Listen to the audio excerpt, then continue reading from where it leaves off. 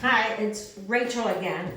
I'm referring to, in this case, to the Roger Penrose Fashion, Faith, and Fantasy book. And on page 232, there's a mention that a spherical world can be assumed to be spherical, cosmologically speaking. We are saying the cosmos is a sphere. Then we have a critical radius that is described in this page using this formula, where this little gizmo is the gravitational constant. If we can assume that, then we can also assume that as the potential energy described as x, let's say rho gh, okay, that's potential, and y we say is kinetic, 1/2 mv squared. So we hear potential, and here we have kinetic, and then we have t as a change in time. Then we can assume that the summation of 1/2 mv squared, which is the kinetic energy, squared, plus the square of the potential, rho gh, mgh, squared, is going to be equal to the total energy. And the energy is actually squared and is going to be the tensor. Now, this is a simple assumption that as x changes, y is going to change too. And that is a description of the typical situation of finding x and y and their relationships of sine and cosine, in which we have vectors.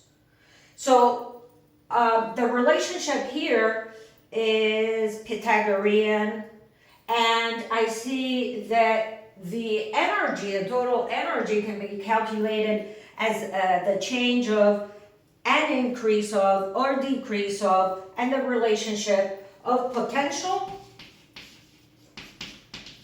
energy,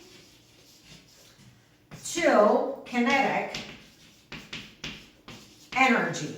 As one increases, the other decreases. Now, what is being said right now is that the cosmological constant is changing. Now, this is the actual gradient of the slope of the universe. This is the gradient of the slope of the universe. M, usually in a straight line, right? Y is equal to m x plus b being the interception. Okay, so this is essentially the slope, the change of y over its change of x, whichever way you want to describe it. But in being that this exists, and there's more potential and more kinetic, something is causing that change. And the change is the change in variables. In other words, let's assume that, and they're not necessarily colligative, proper of the matter. For example, let's assume that we're studying a certain region in the cosmos. And in this region, there is a change in pressure, which means that there is a force that changes over surface area, right there. However, we're localized. That pressure may be constant. And if there is no matter to interfere with it, once it reaches some object, the pressure is going to change. The pressure against the object is going to be the same, but behind the object, that pressure is not going to be the same. Now we're going to study this area behind the object.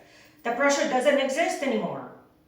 So there are areas in the cosmos where certain variables exist and other variables don't exist, and that is causing the shift between the potential and the kinetic. That is how I interpret this page, and if you have any other point of view, I would like to hear it.